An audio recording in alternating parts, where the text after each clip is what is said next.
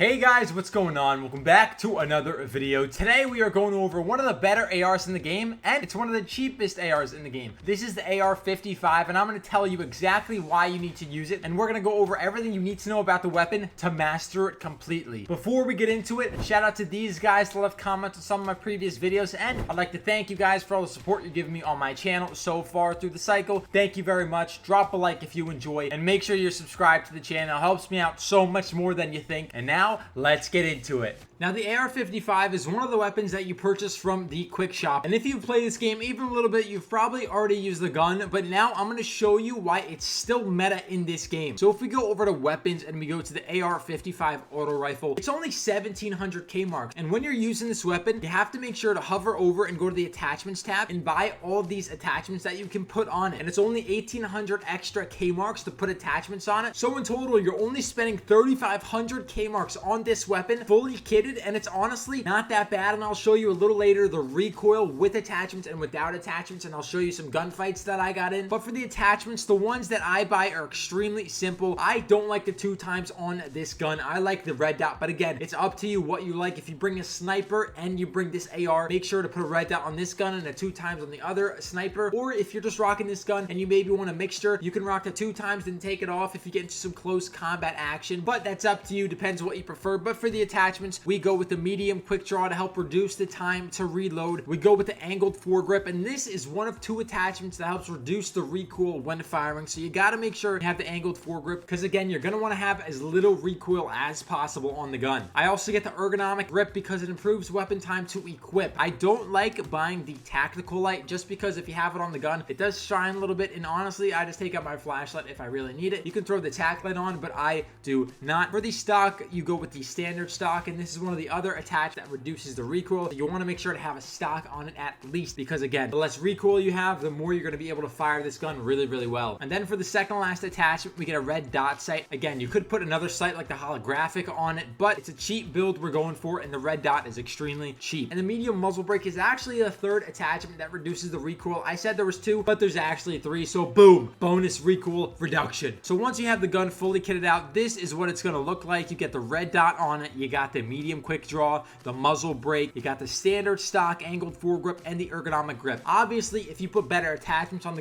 gun will get better, but again, I wanted to go for a base build with this. I wanted to use the best attachments that you can get straight from the quick shop, so when you're dropping into the world, you'll see how good of a gun you can build right off the jump for only 3500 Kmarks. And now let's go over the recoil and see if buying attachments is actually worth it. Now we're gonna go over the recoil. I actually put a video in Chap's stream because he wanted to see it, and he told me if I wanted to do these recoil videos, make sure I'm standing in a corner and I tuck myself in and I shoot the same spot. So that's exactly what we're gonna do. So we got the AR-55. We're gonna make sure we have all of the attachments on the gun. As we see, we tuck ourselves in a corner there, check if we have all the attachments, and as we see right here, we have every single attachment that we bought on this gun. And now let's see what the recoil is looking like. We're aiming at the same spot, and now we're gonna make sure we shoot. It goes up, it goes right, and then it goes a little left. So this is what the Advocate's recoil looked like before the nerf, but the Advocate's recoil was a little different because it went all the way left. But for this recoil, it's not that bad. It's a pretty tight knit area. So again, as we see, I'll do a little outline so it goes like this,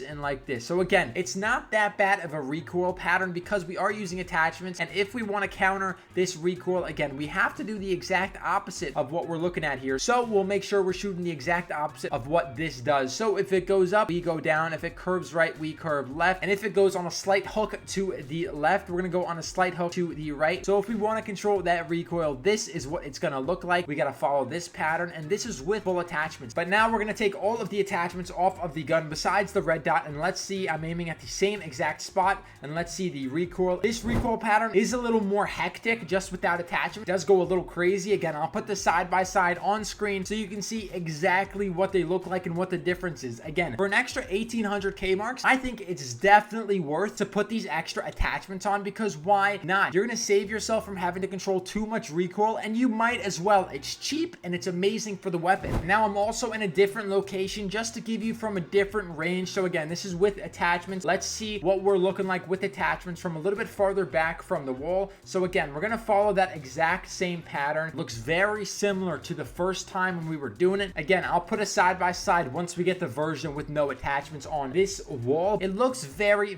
similar, and it is. We're only a little bit farther back back from the wall. We're going to do it again with attachments. Let's see exactly how it looks. So again, we get the exact same recoil pattern, a little bit of that left hook up top. Now we're going to take all of the attachments off and let's see what it looks like. We're looking at the exact same spot. And now let's see. The recoil in the beginning, I think, goes a little bit more hectic. Again, you'll have the side-by-side on screen for you, but the only real difference is the hook up top is a little bit more crazy. You can tell that with attachments, there's definitely a better version or a better way to control this gun. Now that we understand the recoil, let's quickly go over how it does against creatures, and then we'll get into the PvP situations. And now for our quick PvE example. Again, we're fighting a heavy strider, so you know that these things are tanks, and you have to hit every shot to the face. And again, there, I miss a ton of shots, but on a heavy strider, I do about half its health when he was right under me. And now when he's a little bit farther away, we obviously do less damage, but it took about 3 clips to the guy to kill him. Again, this was because we were a little farther away, then we were closer up, and we didn't hit the head. But again, this gun isn't bad for killing creatures, but again, I would not recommend it for solely killing creatures. But now let's get into the chunk of the video and get into the PvP situations. So our first interaction here is going to be a really close range gunfight. This enemy did have a better close range weapon than me in the Scarab, but we'll see how this gun performs in those close range combats. So as I'm moving up on him, I see he's about to evac. I try to find him, try to get his position. I move up and I hurt him in the corner, but he jumps in front of me, and now I have to hit all of my shots. And as you see right there, it took all 22 bullets to kill him. My health is extremely low. Let's go over that one more time and see how much damage he actually did to me, because he did a very, very big amount of damage. We get some good initial shots off, but again, we had to hit those close range shots. And if we go back, count the bullets, and if we go back and count the bullets that we hit, we kind of missed more than half of our mag, if I'm honest. We'll go over it really quickly. So we move up, hit an initial first shot, we miss about 2, we hit another one there, missed 3 to 5 bullets there, and we just start swinging at the end. So out of a 22 round mag, I'd say we hit about 12 bullets. Not a bad amount to get a kill. Now that's not where I think the gun thrives. This gun thrives in that medium interaction, okay? Since I have the red dot, I can't go for those longer range interactions because I don't have the 2 times on it, but since we have the red dot, this is how we have to fight. So this fight that I was in took a little bit too long. This is the ideal case scenario for this weapon though, but this was a really close matchup because I had white armor with an AR-55 that was loaded, and he had white armor with an AR-55 that was loaded, and he wasn't a bad player. He was hitting a shot, but we'll see here how I end